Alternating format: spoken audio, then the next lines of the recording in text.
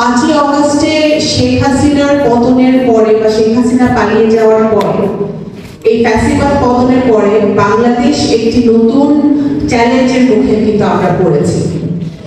একদিকে যেমন আমরা সকলে নিঃশ্বাস নিতে পারছি, কথা বলতে পারছি, আমরা রাতে শান্তিতে ঘুমাতে পারছি, আমাদের ছেলে মেয়েদেরকে ধরে নিয়ে যাবে না, গুম করবে না, সেই একটা প্রশান্তি আছে আমাদের।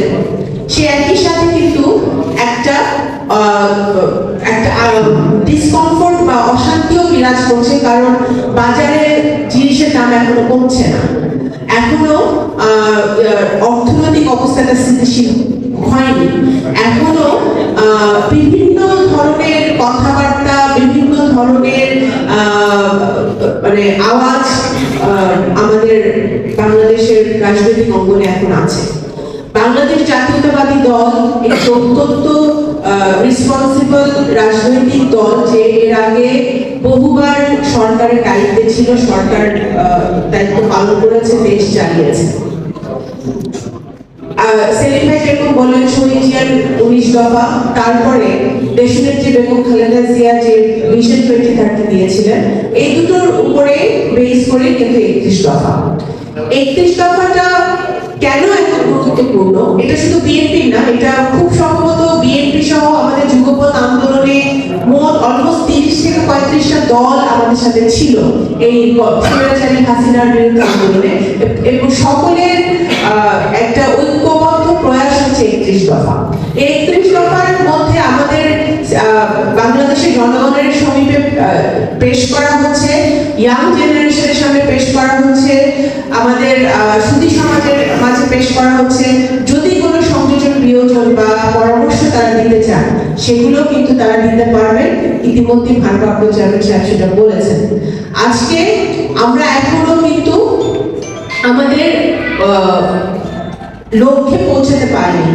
আমাদের যেটা লক্ষ্য সেটা হচ্ছে বাংলাদেশের গণতান্ত্রিক ধারাটা প্রতিষ্ঠা করা, ভোটাধিকার প্রতিষ্ঠা করা এবং নির্বাচন ব্যবস্থাটাকে ঠিক করা, এবং বাংলাদেশের যে প্রত্যেকটা গণতান্ত্রিক প্রতিষ্ঠান শেখ হাসিনা ধ্বংস করে দিয়ে গেছে, তার পরিবার ধ্বংস করে দিয়ে গেছে, সেই গণতান্ত্রিক প্রতিষ্ঠানগুলোকে ঠিক করা। এগুলো ঠিক করতে হলে একটি জনগণ দ্বারা নির্বাচিত সুষ্ঠু ভোটের প্রয়োজন, এবং সেই ভোটের আগে আমাদের তৃণমূল পর্যায়ে, প্রান্তিক পর্যায়ে এই 31 দফাটাকে নিয়ে যেতে হবে। এবং তারই একটি প্রারম্ভিক যেটা আমাদের কর্মসূচি, সেটা হচ্ছে এই 10 বিভাগে 10টি কর্মশালা। প্রথমে ঢাকা বিভাগে গত পরশুদিন হয়ে গেছে, ঢাকা বিভাগে কর্মশালা হয়ে গেছে। এরপরে পর্যায়ক্রমে সব বিভাগে হবে, ফরিদপুরে হবে, বিভাগে হবে হচ্ছে আপনার 7ই ডিসেম্বর শনিবার। এখানে আলোচনা আমি ফ্লোর ওপেন করে দিব, আপনারা আলোচনায় অংশগ্রহণ করবেন, দয়া করে কোনো রাজনৈতিক বক্তব্য দিবেন না। এখানে এই কর্মশালাটার সাকসেসফুল করার জন্য কি কি আমাদের করণীয় সেটা আপনারা অবশ্যই বলবেন, এবং আপনাদের পরামর্শগুলো, সুচিন্তিত পরামর্শগুলো আপনারা দিবেন, আমরা লিপিবদ্ধ করব। জনাব তারেক রহমান সাহেব এবং আমাদের স্ট্যান্ডিং কমিটি অলরেডি ধার্য করে দিয়েছে, পলিসি মেকাররা কিছু ক্রাইটেরিয়া 10 বিভাগে ধার্য করে দিয়েছে, কারা এই বিভাগীয় কর্মশালাগুলোতে অংশগ্রহণ করবে। এই কর্মশালাগুলো হওয়ার পরে এই 31 দফা নিয়ে যেতে হবে উপজেলা, ইউনিয়ন, ওয়ার্ড, পৌরসভা। সেগুলোতে আবার আপনাদের সকলের প্রয়াসে আমাদের নিজ নিজ জেলায়, উপজেলাগুলোতে, ওয়ার্ডগুলোতে, ইউনিয়নগুলোতে আপনাদের ছড়িয়ে দিতে হবে, কর্মশালা করতে হবে, উঠান বৈঠক করতে হবে, পোস্টার ছাপাতে হবে, বিভিন্নভাবে, বিভিন্ন অভিনবভাবে, বিভিন্নভাবে আমাদের সকল পর্যায়ে। আমাদের যেমন মহিলারা আছে প্রচুর, গ্রামে গঞ্জে আমাদের অর্ধেকের বেশি ভোটার হচ্ছে নারী।